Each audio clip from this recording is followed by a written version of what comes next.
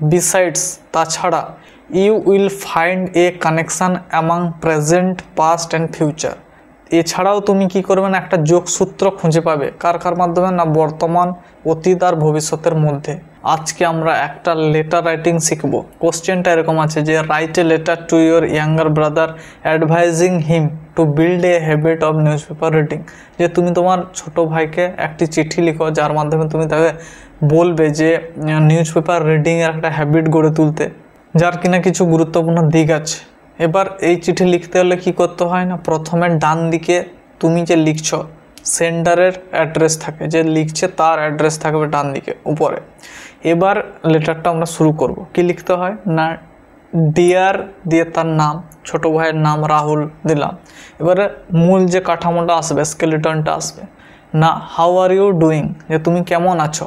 Hope parents আর also fine, যে আশা করছি বাবা মাও ঠিক আছেন। টুডে আজকে I am going to tell you about the importance of reading newspaper daily, যে আমি আজকে তোমাকে বলবো যে প্রত্যেক দিন খবরের কাগজ পড়ার কি গুরুত্ব আছে। You are good at academics, তুমি তোমার পাঠ্য বিষয়ে খুবই ভালো।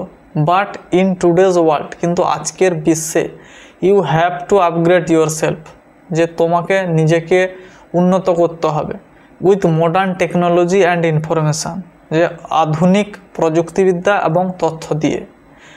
By reading the daily newspaper, প্রত্যেক দিন খবরের কাগজ পড়ে you will be able to cope up with the future world, তুমি কি করবে না নিজেকে কোপ আপ করতে পারবে, মানিয়ে নিতে পারবে আগামী বিশ্বের সাথে। বিসাইডস তাছাড়া you will find a connection among present past and future. এছাড়াও তুমি কি করবে না একটা যোগসূত্র খুঁজে পাবে কার কার মাধ্যমে না বর্তমান, অতীত আর ভবিষ্যতের মধ্যে। You will gain information from every aspect, তুমি প্রত্যেক অ্যাসপেক্ট বা ফিল্ড থেকে ইনফরমেশান পাবে, যেমন কি স্পোর্টস, খেলাধুলা, পলিটিক্স, রাজনীতি, বিজনেস, ব্যবসা বাণিজ্য, টেকনোলজি, প্রযুক্তিবিদ্যা অ্যান্ড সো অন, এবং আরও অনেক কিছু।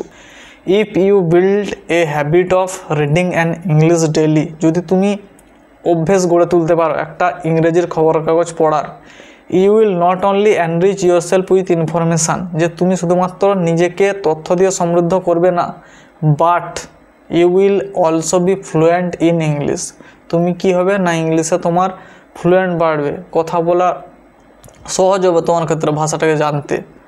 হোপ, এবার আমি কনক্লুশনের দিকে আসছি, যে hope you will not procrastinate on it, তুমি এটা শুরু করতে দেরি করবে না। প্রোক্রাস্টিনেট মানে হচ্ছে কোনো কিছুকে বিলম্ব করা, আজ করব কাল করব এই করে ফেলে রাখা, তুমি ওটা করবে না, তুমি শীঘ্রই শুরু করবে।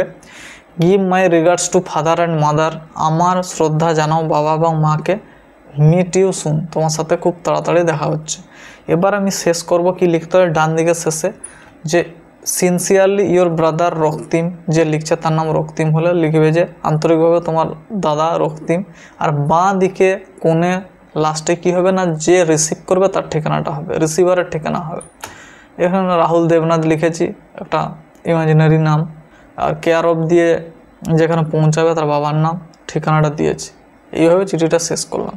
তাহলে এটা একটা ইনফর্মাল লেটার, সাধারণত কোনো বন্ধুবান্ধব এবং আত্মীয় স্বজনকে লেখার জন্য এই কাঠামো আমরা ব্যবহার করি বা এই লেটারটা ইউজ করি। তাহলে তোমরা নিশ্চয়ই বুঝতে পেরেছ।